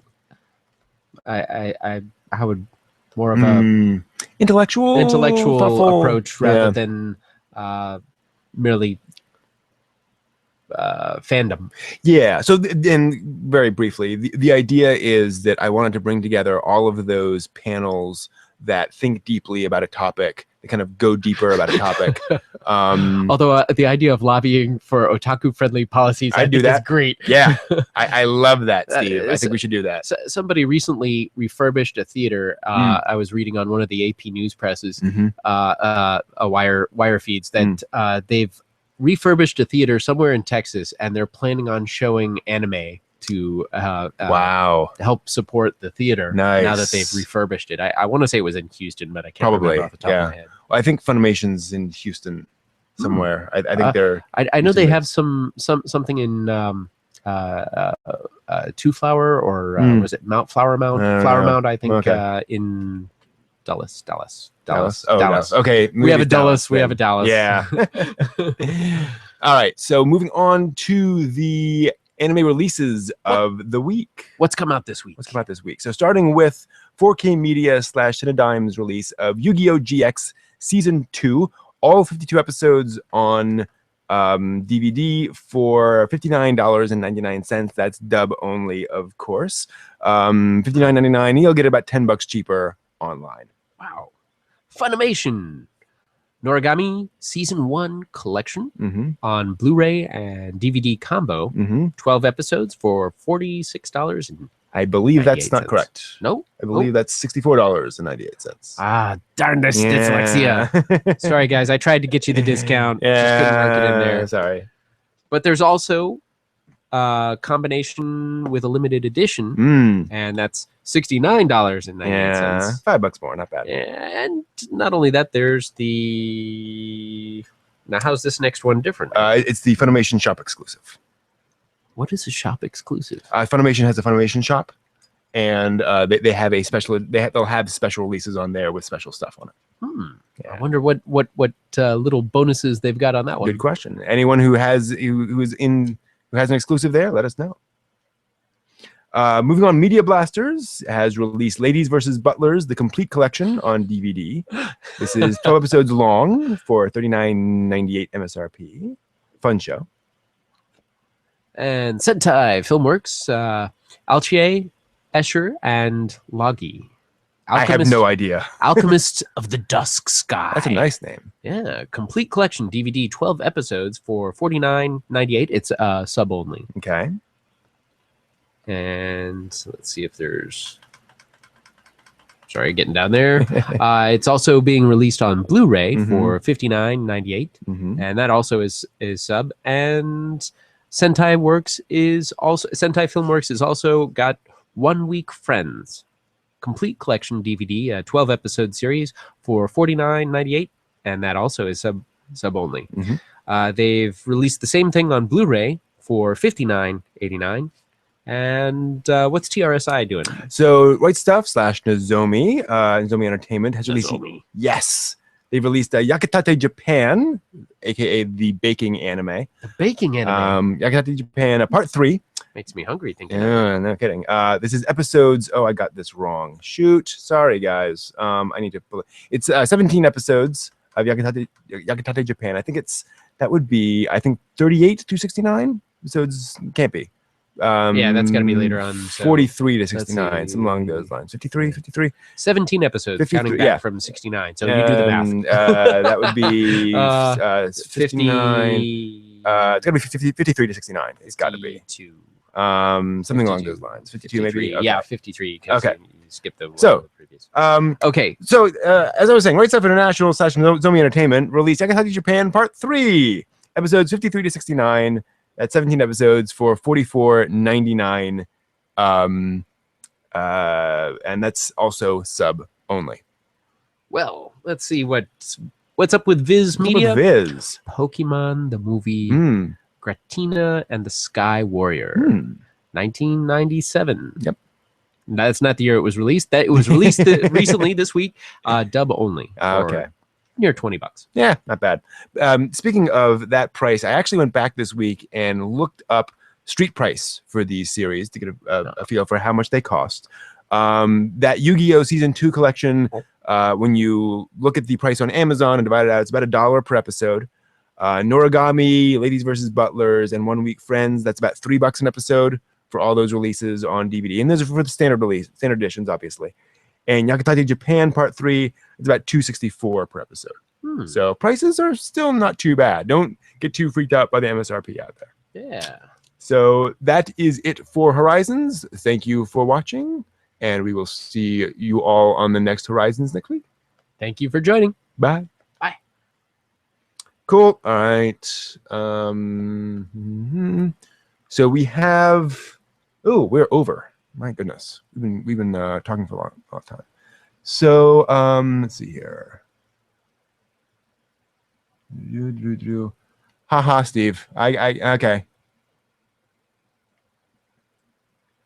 An endless loop. Time. Yeah. The pros and cons of time travel. I don't think money's gonna get you out of that one. I think you need Haruhi. I think Giratina movie. Yeah, I'm not sure how it's pronounced. I don't know. Why is it interesting they're releasing that one? I'm not up on Pokemon, so I'm not sure if that's a an unusual or Is it remarkable Giratina? one. Giratina? I don't know. Sorry, my poking pronunciation is lax. Yeah, and I don't know about all that stuff. I did not hear that FMA was getting a Blu-ray release. I didn't know about that. That's neat past our radar. Oh, wow. It didn't show up on any of my news feeds. Cool. I still haven't seen Brotherhood. I've been I waited because I wanted all the episodes at once so I could binge watch, and now I just I should have gone while I had Steam. So I've looked into it recently, so I'm gonna binge watch it sometime. Yeah. But I think didn't they come out with another movie too? Yeah, I'm not sure. I know there was Conquerors of Shambhala. That one I've seen. Yeah. I don't know if there's another. I thought there may have been. Movie. Yeah. Not sure. And there are a few other like news items that came out this week that we didn't report on because they were kind of minor. The next Monogatari series has a release date of October. A few other things like that where it's like, okay, there's also things. So this was so difficult. I do not cover, as a matter of principle, pre-announcements. So when somebody says in a week we'll announce this thing, I don't announce that because that annoys me. Too tentative. Yeah, it's too tentative. I want it. It's released. You could get it. So Bandai announced. So Bandai pre-announced this week the next Gundam series. They're going to release it. They're going to come out with a new Gundam series. But it was a pre-announcement. So I was like, oh, I want to talk about it, but I don't want to. So we'll find out. It's almost 8 news. Days it's news on the horizon. Yeah, exactly. It's coming down the pipes. There we are. So at some point we'll find out about that, and we'll tell you all about that when we find that out. Once it's really news you can use. Yeah. Boogiepop Phantom is very much out of print. I think there was a save edition a few years ago. Was I seeing something for Hulu? Maybe Hulu. It might be on. So was it? Is it streaming.com? Is that the site that kind of does everything everywhere? Portraits in Darkness. Let's see here. We'll do some quick. Requiem. Quick looking. Yeah. Okay. So there was a re-release in 2012 by who did this? And there's also a thin pack in 2006. That's what it was. Yeah. The complete TV series released in 2012 is available on Amazon right now for $17. So that's an easy decision. Yeah, I think it went through some interesting releases. I think it was released to like a 6-disc thing, and then they changed it to a 4-disc thing, and I'm not sure where it got switched over to the latest rendition. Yeah, those are the box sets. Yeah, those are the box sets. So so Right Stuff did this sort of relatively inexpensive release back in 2012, and they did a really nice box set release back in 2006. And then of course there's the original release back in the day. There's also a Boogiepop Phantom Ultra. Does that include the live action movie? That might be it. Yeah. Because I know there was one release that included the live action movie. No, this contains the 4 DVDs, still frame cards, and the soundtracks. Yeah, it looks like it doesn't have that. I think there was one of their releases. They might have had the live action movie. Yeah, I think you're right. I remember seeing that somewhere. But reading the novels, I understand, helps to decode everything. So there it is. Yeah, so there was a release in 2009 of the TV series plus Boogiepop and others, and that's $40, but out of stock. So you have to get it $30 new from other people. It's Giratina. Okay. Giratina.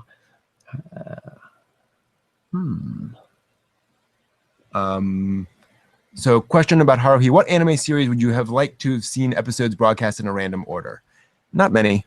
I could almost see episodes in a random order for Mushishi. Because each episode kind of stood alone. I mean, there was some thread that tied it all together. Mm-hmm. But of any of them, you know what? There's another series, Folk Tales of Japan, and all those stand alone. I mean, they're pretty much self-encapsulated, so they could be completely random order, and I'd still have just as much fun. But as far as intentionally mixing up the order, that's a tough one. Yeah, I'm skimming through the anime I've seen, and there's not many where that really works for. Bebop would probably be a good. Bebop. I've watched that way. I watched Bebop out of order, and I enjoyed that. My first experience with Trigun wasn't in order, and that was kind of confusing, and that made me go, okay, now I want to see it in order. And that's a great example because the order in the anime release is different from the order in the manga. So the events happen in different order there. So that'd be a good one. The Full Metal Panic's stories actually would be a good one to air out of order. I was just looking at Those are the fun. previews on those. I have to watch that. Gasaraki no, because it's confusing enough. Gasaraki, ooh, yeah. Ghost in the Shell, the TV series. Ghost in the Shell, I could see. Those were pretty good standalone episodes. Yeah. No pun intended. There you are. It's a complex series, but it was still standalone episodes. And to be fair, there's not a lot of story progression in either of those. Obviously, the story does progress. Now, the Laughing Man case, you can see that progressing to some degree, but there were a lot of episodes where you could miss out on that and pick up on it because it didn't require one to necessarily see the others. It added to it, it augmented it, but you could pick it up like that without having seen it, and seeing it out of order kind of adds to some of the mystery. I agree with you, Steve Stevenson, that actually Evangelion would be a good one. I think it is, it's pretty linear, and if you switch the order back and forth, it would be fairly clear, that, oh, Asuka's here, now she's not here, things along those lines. That'd be a good one. Slice of life animes are pretty good for that too. True. Although some of them follow a progression, you wonder where'd the relationship go? True. Oh, hey, wait, how'd they suddenly break up? Or why is this guy on a ship throwing a pen that's made out of bones around? Yeah. Put all the anime on random shuffle and just sort of anime roulette. That would be interesting. Yeah. Be interesting. That is part of the joy for AMV creators, is to try to get across something. In my opinion, a lot of the fun of AMVs is finding one specific slice of a show and featuring that. So in the two AMVs I've done, it was very much about reaching in and just pulling out, in the case of Gundam Wing, just the action of Gundam Wing and making that feel epic and adventurous in a way that Gundam Wing kind of doesn't. But yeah, anime sometimes adapts things in different orders, just intentionally. That's kind of the way it is. Some of them, I just feel like I have to go in order. Yeah. Oh yeah. There's just and there's a lot of stuff where it just doesn't. You don't really get anything by bouncing around. A lot of shoujo that way. The subtle progression of a relationship is something that is very important. I'm staring up at the wall of anime every now and then, going, "Oh yeah," it's where I keep all my mental records. There we go. But yes, I mean, shoujo really wouldn't be helped. When in Haruhi has a very different emotional progression when you see it in broadcast order. Not necessarily worse, but just very different. Bond is a great example where they didn't necessarily adapt those novels in the order they were released, but that's okay. Yeah, it worked. Most of my universe is non-linear anyway. Exactly. Cool. All right, we had better be heading off for the night before we all turn into pumpkins. Thank you for joining us. Yes, you guys make it. Absolutely. This, you guys are why we do this. So thanks for stopping in.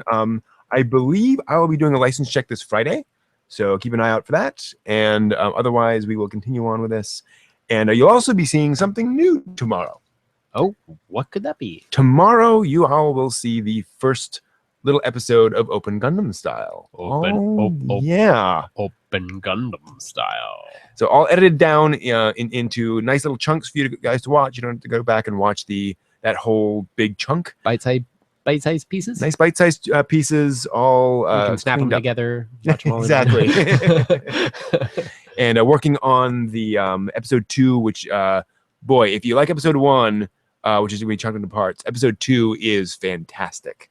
And this is, not just talking about me here. This is just what we set up, what we did, just really puts together very well. So anyway, thank you all very much for joining us.